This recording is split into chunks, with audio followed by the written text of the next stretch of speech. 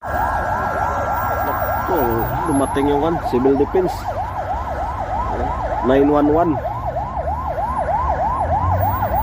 May nag-ihaw ng dilis sa gilid, nag-picnic. Hindi nila napatay agad yung apoy, nasunog.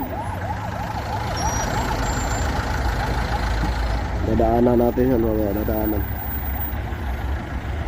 Yan mahirap kasi pag mag-ihaw-ihaw kayo sa gilid, patayin yung apoy. Nasunog ang kaldero. Kaya naging traffic.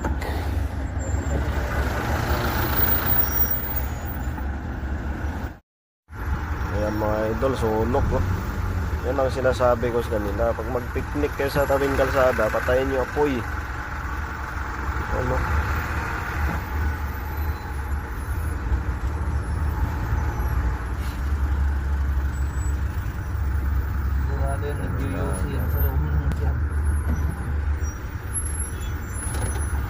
Tatlong bumbero.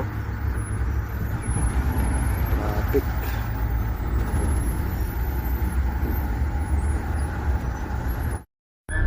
Ayan, no?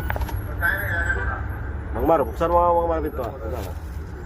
Nakko! Tanggal yung pan, oh.